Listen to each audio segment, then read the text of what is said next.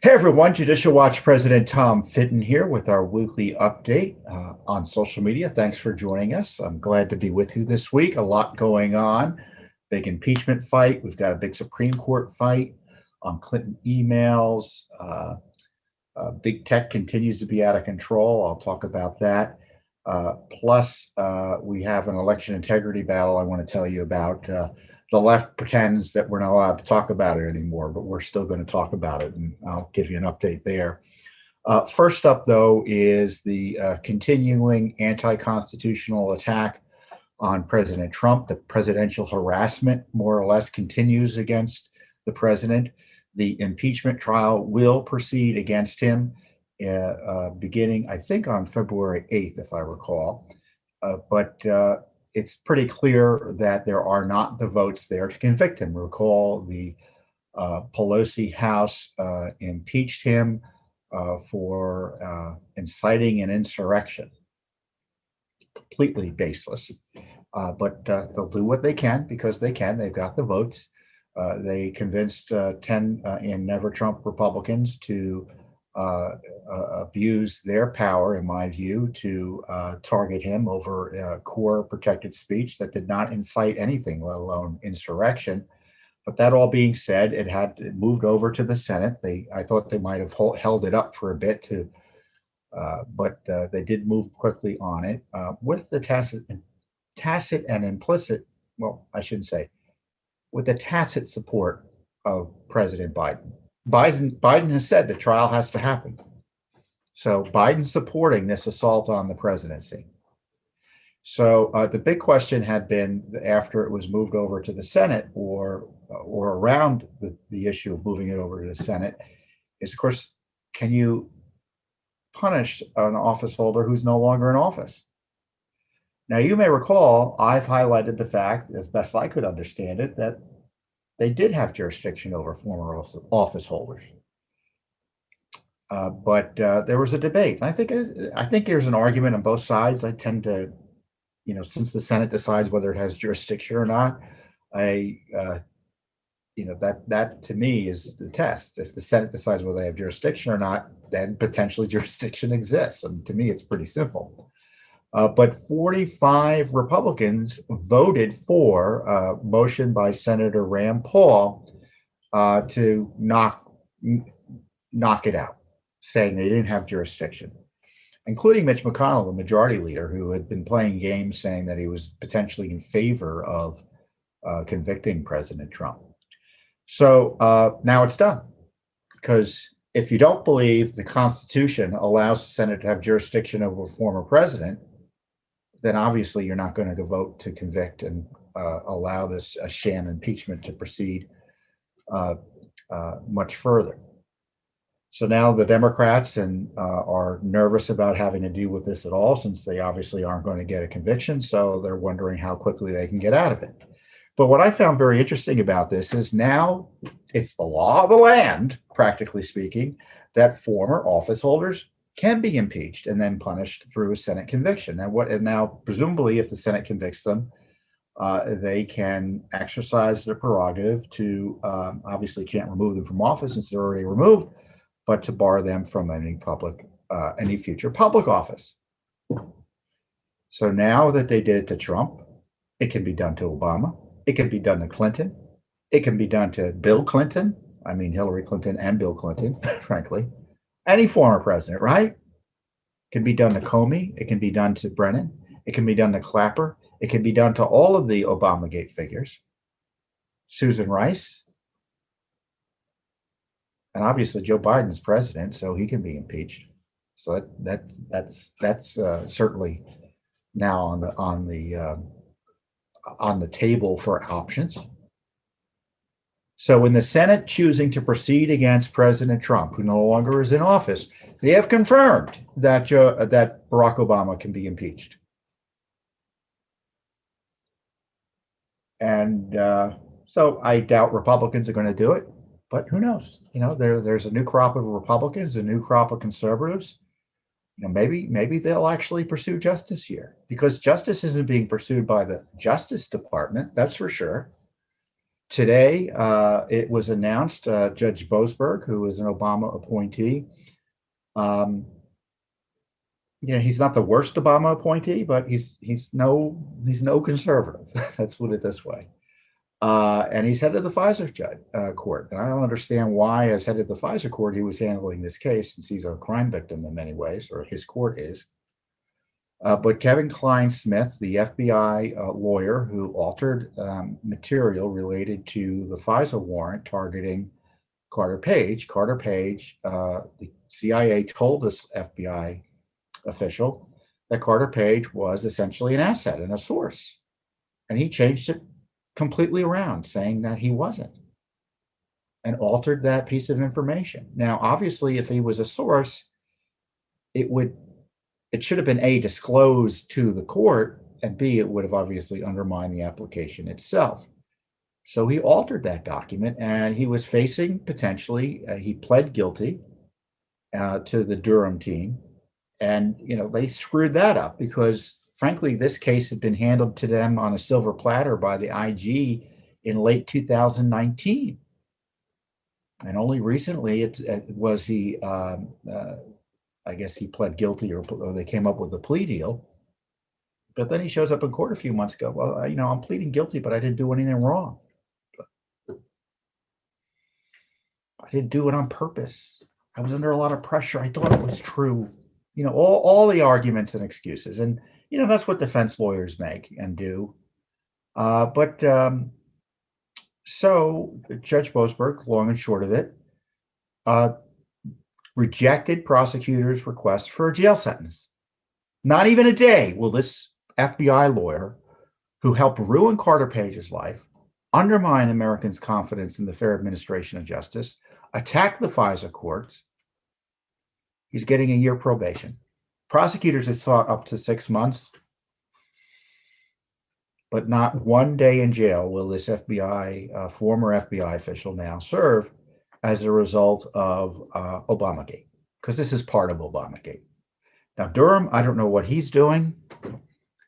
I've said I haven't seen any indication publicly that there's any serious investigation, meaning the big bad guys are being targeted. You kind of see indications of what a serious investigation looks like through grand jury activity, which is hard to hide from the public, and other activity. So Durham's missing. Now, is it possible he ends up prosecuting someone? I doubt it. I guess it is possible, but I doubt it will happen. And I hope I'm wrong. I'm hoping I can come back here in a month or 2 weeks or tomorrow or 3 months and say, hey, look, John Durham, he took too long, but thankfully he did the right thing. In the meantime, all we can expect is a report. And as you know, reports don't really do much in this town, especially if you're a left-wing anti-Trumper. As others have noted, a senior congressional source told me, I was complaining to them about all these Obama people coming back in who were part of the scandal of unmasking and illicit targeting, from Susan Rice to, who knows who. And he pointed out to me, he said, Tom, it's even worse. They're not only coming back, but they're getting a promotion.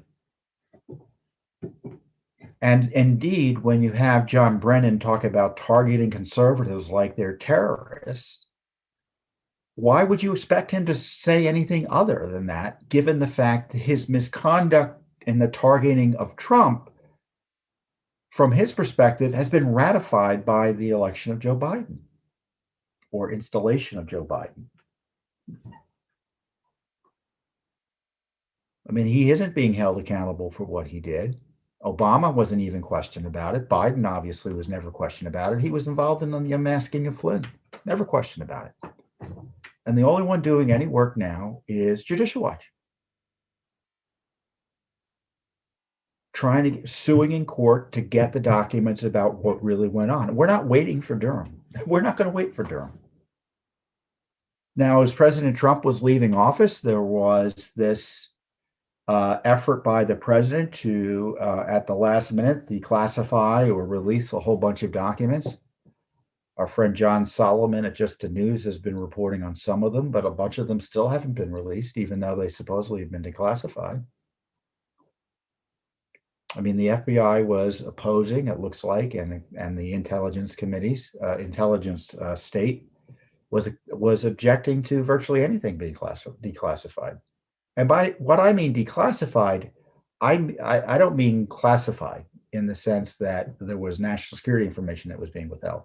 They were withholding also what is known as B5. What is B5? It's the deliberative. It's a term used, a shorthand way of describing a material held under the deliberative process privilege, as I call it, a pre-decisional material.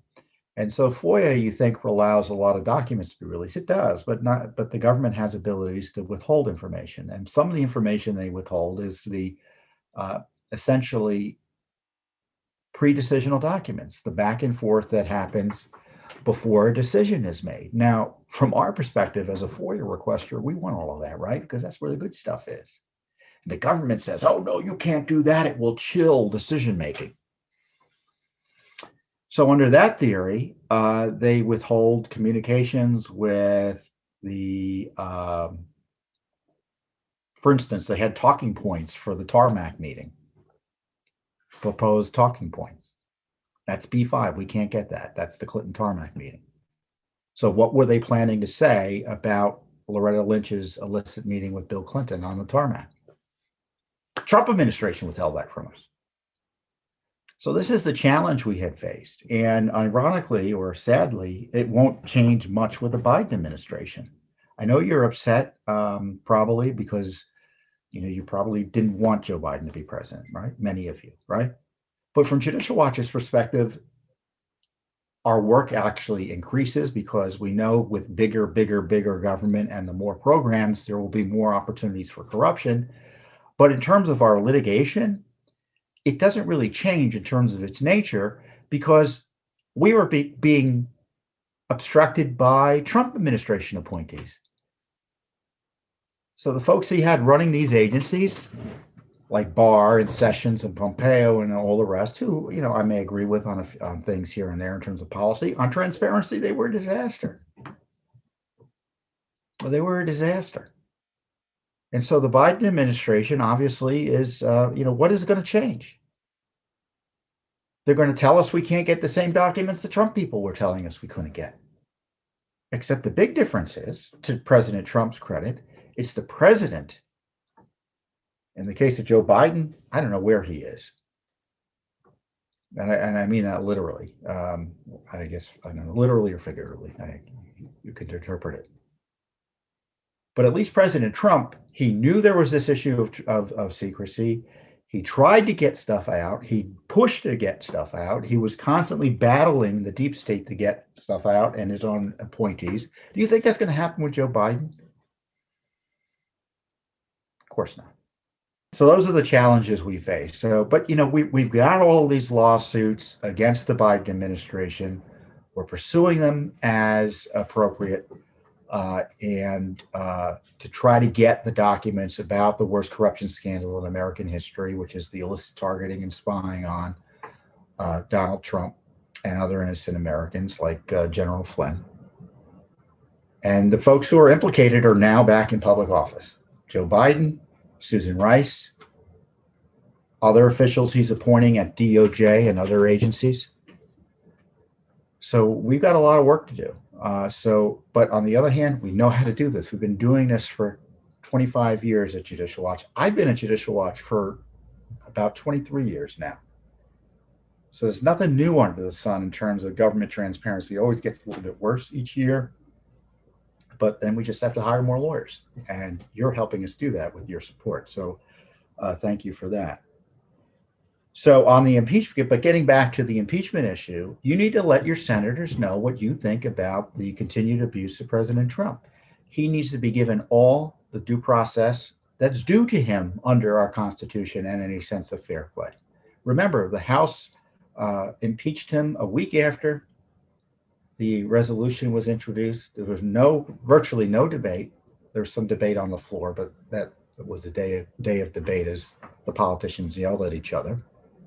But there were no hearings. He was allowed to present no defense, no witnesses, nothing.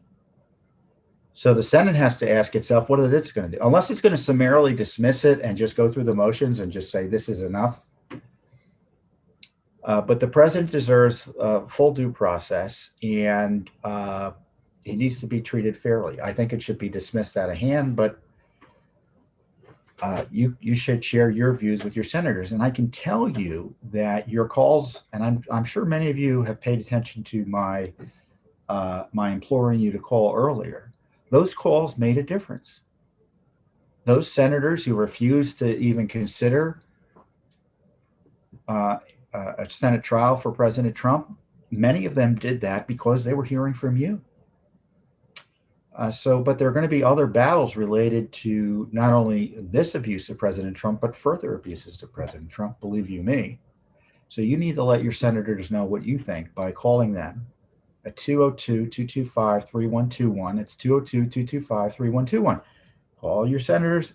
Don't presume they have a view opposed to you. Even if they do, call and let them know your views. Believe me, Democrats and Republicans love to hear from their constituents because it's a barometer of where voters' interests are, and that's useful material to them, and they make their decisions based in part on that. In the case of people who are targeting Trump, they hear a lot of noise supporting the targeting. They're going to ratchet up. They hear a lot of noise saying, leave Trump alone. Why are you abusing his First Amendment rights and his rights to due process? They may ease up. So just don't, because you live in California, do not call your California senators. And if your senator is doing the right thing, thank them for doing the right thing and say, thank you, thank you, thank you. I'm not going to forget this. So those are the sorts of things you should be doing. In addition to supporting Judicial Watch, you should be doing your own personal activism. Every day you should be thinking, what can I do to advance freedom, protect liberty, vindicate the Constitution? Who can I communicate with? What elected officials out there I should be educating about material maybe Judicial Watch has found? What letter to the editor can I be writing? What can I be posting on Facebook, assuming you're allowed to post on Facebook? What it is, that's you've got to, in my view, you've got to be vigilant. Just as you support Judicial Watch, it's an excellent way to be vigilant. But there are other things that you can do as an individual citizen, like simply calling your senator to let them know what you think about trying to outlaw political speech by pretending that complaining about election integrity is the same as inciting violence. These are dangerous times we live in terms of threats to our civil liberties. And I would encourage everyone listening to make a stand. So the leftists controlling big tech have this comprehensively attacking free speech. And, I've set up on Telegram. I think it's Tom Fitton JW on Telegram, Real Tom Fitton on Facebook. I'm locked out of Twitter. Hopefully I'll get back on, because I want to be able to communicate with people. And of course, Judicial Watch has Instagram, and I do too. And then there's Facebook and YouTube. So we're all over. And we've got our website at judicialwatch.org. But I fear that Judicial Watch will be deplatformed from many of these social media platforms unfairly and outrageously, and in my view, fraudulently. But until then, so I would prepare for that. And one way to prepare for that is to go to our website and share your email with us and share your mailing address with us. And that way we can communicate with you directly. We just have to be able to communicate. So those are the dangers we face. And, and you can see even this week, because this is reminding me of the big tech suppression with this whole Wall Street controversy over this GameStop stock. So as you've been following, or you may have been following, you had these major Wall Street firms, and it's been, I guess, publicly known that they've been betting against big companies that their stocks will fall. Shorting, it's called. And one of the companies that were on their target list was GameStop. And there's this subreddit forum. Reddit is another company that is famous for censoring conservatives on its platform. I've been censored there repeatedly. It's called a Wall Street Bets. And they do day trade. It's a forum where day traders and just individual investors get together. Retail investors, it's called, and they all decided that they were going to start buying up GameStop shares and other companies being targeted. I think AMC was also on the list. AMC, the big movie chain. And so as a result, the shares of GameStop and AMC skyrocketed. I mean, at least I think GameStop went up to as high as $400 a share. And so a lot of those big companies that had bet on the stock cratering or being shorted, they lost a lot of money. So the response was how terrible it was these retail investors played the stock market honestly, legally, and ethically. And so there's this big app called Robinhood that day traders and individual investors use. They advertise themselves as being, democratizing the stock market. They stopped trading related to GameStop. So they interfered with people's ability to save themselves from losing money or gaining money. Outrageous. Doesn't that sound like Twitter? You're doing something the establishment doesn't like, and they step in and step on you. So the GameStop scandal, and it is a scandal, the suppression of retail investors because they did something that the Wall Street types didn't like. And let me be clear. GameStop went up not because it was probably valuable. It went up because some folks wanted to make a point. But the stock market allows you to do that, and the law allows you to do that.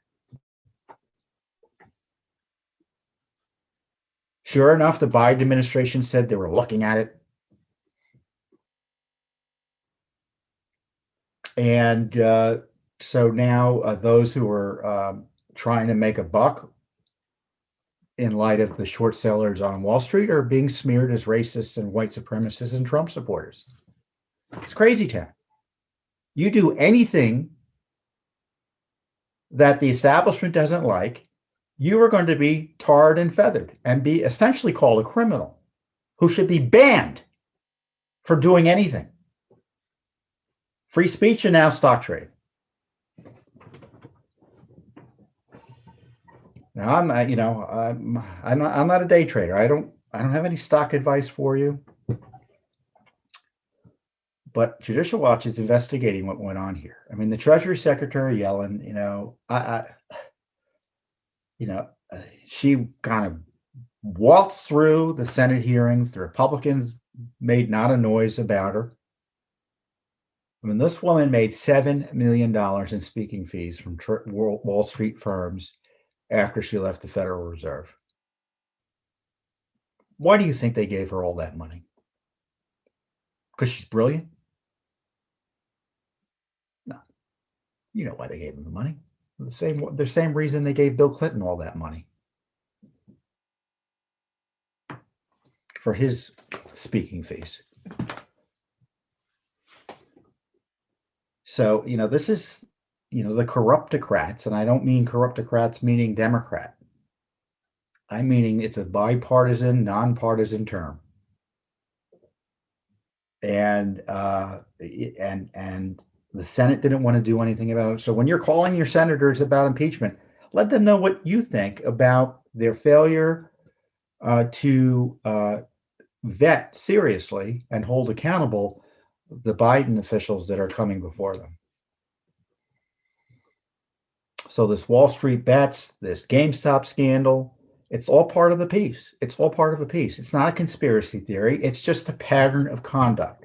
When you do something that the political class or the who's ever controlling the conversation, none of them are liberal, none of them are conservative. I mean, big business isn't conservative.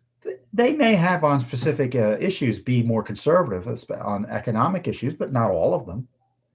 On cultural issues and sort of the populist issues, they're not conservative or populist. I mean, just look at the widespread corporate support for the anti-American neo-Marxist organizations behind the Black Lives Matter movement. And the corporations support that.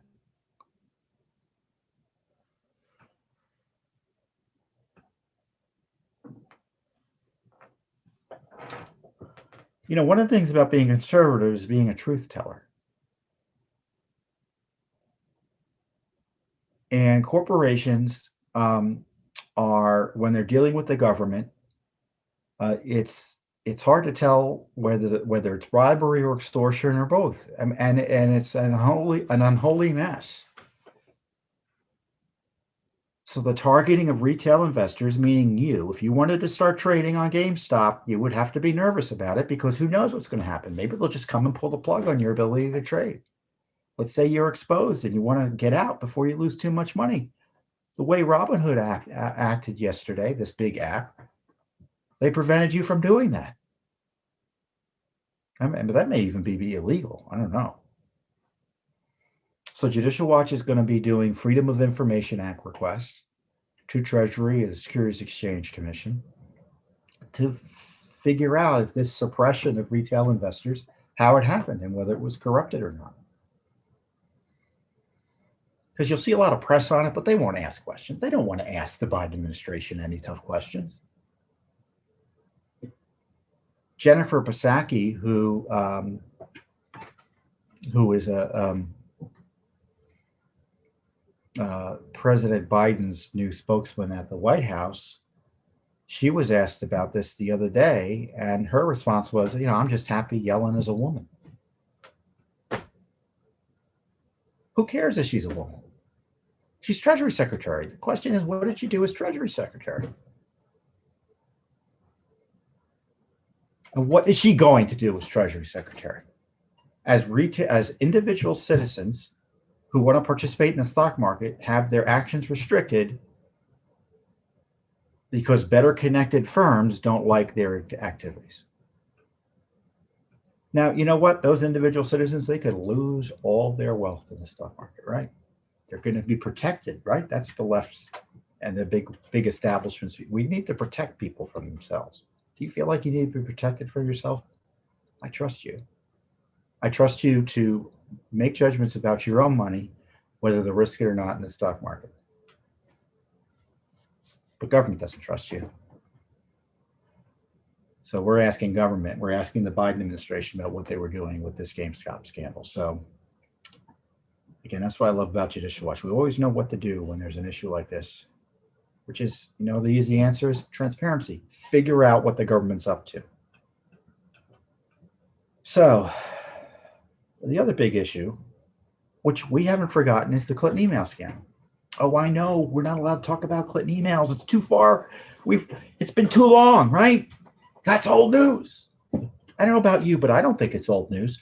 I think it's always big news when a senior government official blows up the Freedom of Information Act, engages in what is clearly criminal conduct, the investigation of which has been compromised by the corrupt FBI and Justice Department. Frankly, her emails, now we're finding what we've always been telling you, confirmation that she made up the Russiagate smears to distract and hopefully avoid the consequences of her email games and influence peddling and other things that were uncovered as a result of Judicial Watch uncovering her email scandal. And Judge Royce Lamberth, who is a federal court judge who was handling the Benghazi case that led to the discovery of her emails by Judicial Watch, he was upset that he was being gamed by the State Department, maybe the Justice Department. And appropriately, he thought Hillary Clinton should answer some questions in person under oath about her emails and the Benghazi attack documents, which is what about this case is all about. So what has happened?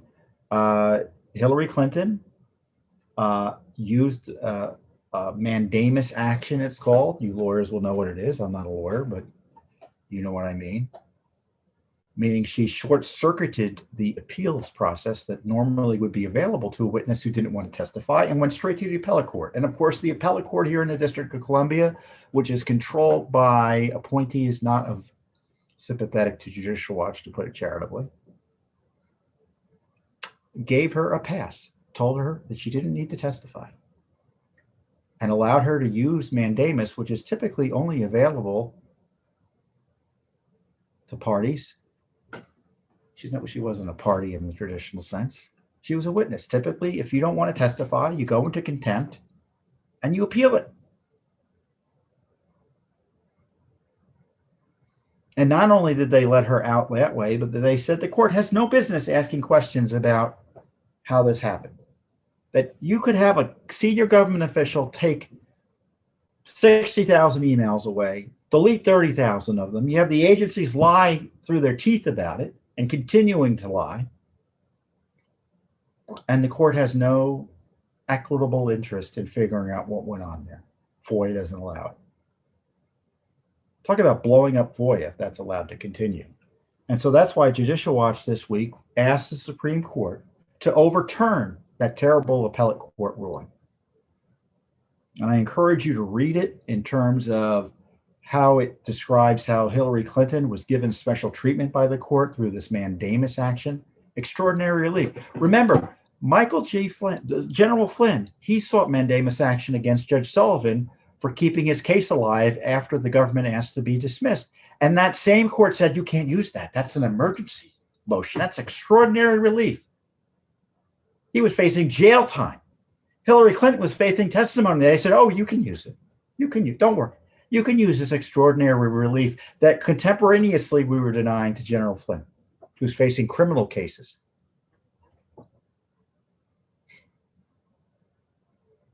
It's outrageous, isn't it? Really outrageous. And we told the Supreme Court about that. So the brief, I don't know, Supreme Court is, only hears a small portion of requests. They're called cert petitions in the informal way.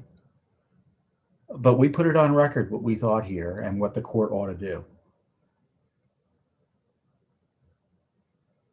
We argued that the appellate decision dramatically undermines the Freedom of Information Act. In effect, excuse me, it eliminates any discovery into the actions of agency officials or employees other than FOIA officers, walling off from any inquiry officials or employees who may be less than honest with FOIA officers who might seek to conceal agency records from FOIA officers to prevent disclosure to the public. Especially important that this misapplication of longstanding precedent be corrected, because the D.C. Circuit's far-reaching decision will nullify the citizens' right to be informed about what their government is up to. And for all intents and purposes, it will eradicate the district court's role as the enforcement arm of FOIA as Congress intended. And as I said in our release, I'm going to quote myself. It's rather than trying to remember what I said, I'm going to just read what I said because it's probably better than what I can remember. No court should undermine the Freedom of Information Act and the rule of law by giving Hillary Clinton special protection from having to testify about her emails. The Supreme Court should cast politics aside and affirm that Hillary Clinton is not above the law. Is not above the law. So I don't know what's going to happen next. Maybe Hillary Clinton's lawyers will come in and object. And I don't know, the Biden administration is probably going to take the same position as the Trump administration, which right now, the Trump administration, by the way, just about a month or so ago, 2 months ago, was trying to shut down all of our Clinton cases. So what is the Biden administration going to do? Anything worse? I doubt it. So think about that when you hear people praising Bob Barr and the establishment. That's what we were facing from the Justice Department and the State Department. So we'll see what the court does. You can go to our website to read the full brief. I encourage you to read it and share it.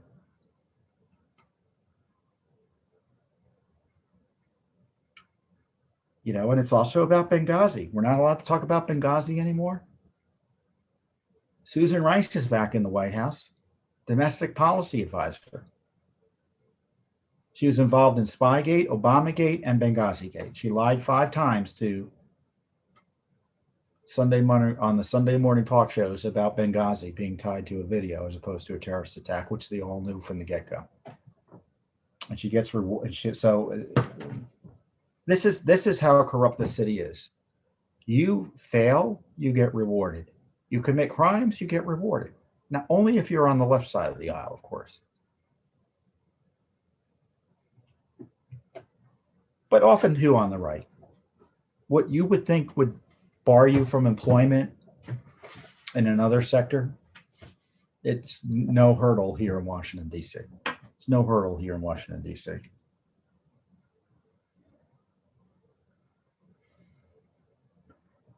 So, the issue of government, of election integrity, I hope there is a Senate trial in the sense that these issues come up again. I really do. They want to relitigate the elections. But one of the issues that's ongoing is how are we going to secure elections going forward? And do we want mail-in balloting? Do we want ballot harvesting and all of that? Well, Arizona had election integrity laws that were challenged by the Democratic National Committee, represented by the law firm behind the Russiagate dossier targeting and smearing President Trump. That big lie.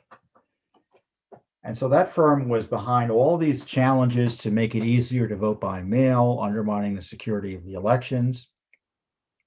And in Arizona, they were challenging election integrity reforms that would have essentially prohibited ballot harvesting and out of precinct voting. Now, ballot harvesting is allowing a third party to go around collecting ballots and delivering them.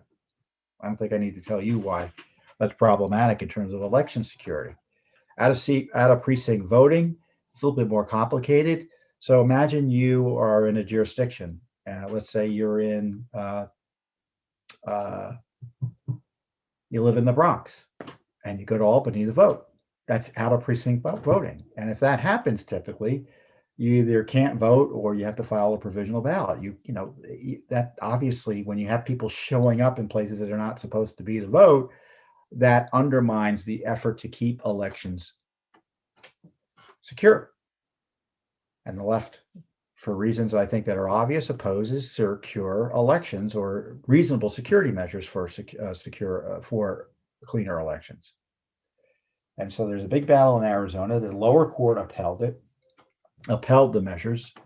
Then, of course, the Ninth Circuit Court of Appeals, which is notoriously liberal, overturned that decision.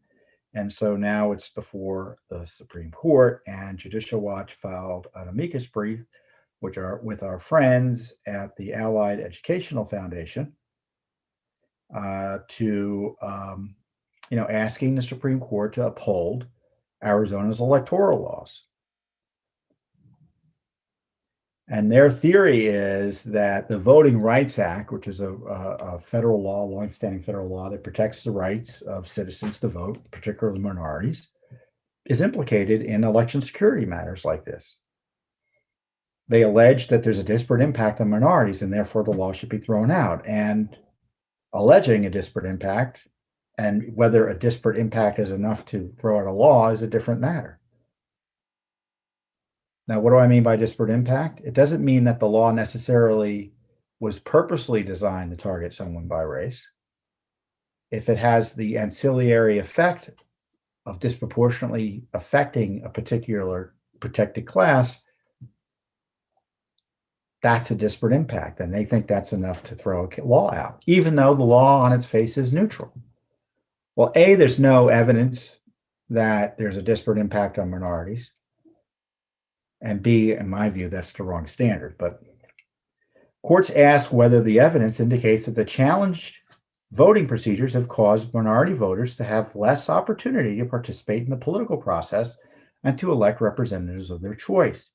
Respondents utterly failed to adduce any evidence that satisfied this requirement of causation, that the challenged voting procedure caused minorities to have less opportunity to participate in the political process and elect representatives of their choice. So it's a scam. They're playing the race card. There's no foundation behind it. The phrase the left likes, they're making allegations without basis. baseless allegations.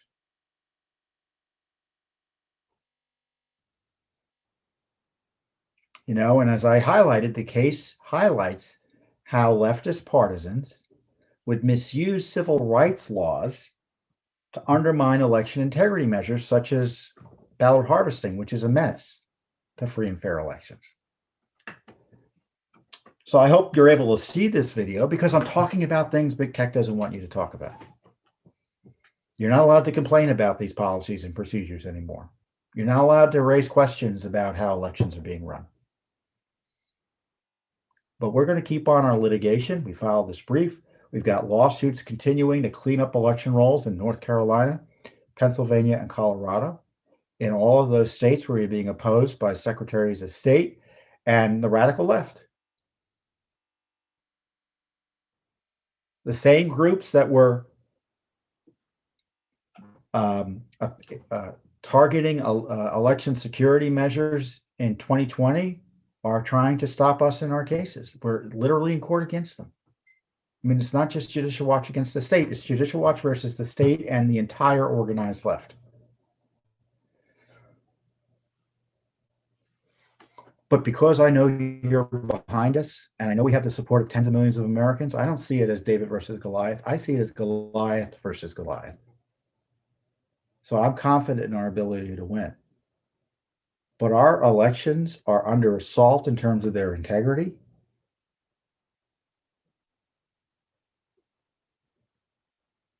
Vote by mail, if your state has voter ID, for instance, right? But you also have millions of people voting by mail. I think in all but 2 states, you don't need voter ID to vote by mail. So that security measure's out the window with vote by mail. Did you know that? I mean, that's just one example, and it's a big one because of the huge numbers of folks who voted by mail this last election. It's a less secure way to vote in terms of assuring that someone is voting who says who it is that they say they are. Does that make sense? It's a less secure way of making sure that the person voting is who the person says he is or she is, right? So again, I don't know if I'm allowed even to say that, but I'm going to say it because it's the truth. And as I said, this is why you need to keep track of Judicial Watch directly through our website, communicate with us through the mail. Our newsletter tells you these truths. It's a written newsletter. It goes out to 1 million people. Did you know that? Judicial Watch is one of the largest, most effective groups in the country on the conservative side of the aisle. And I say conservative, but do liberals oppose transparency? Are they in favor of corruption? Are they in favor of compromised elections?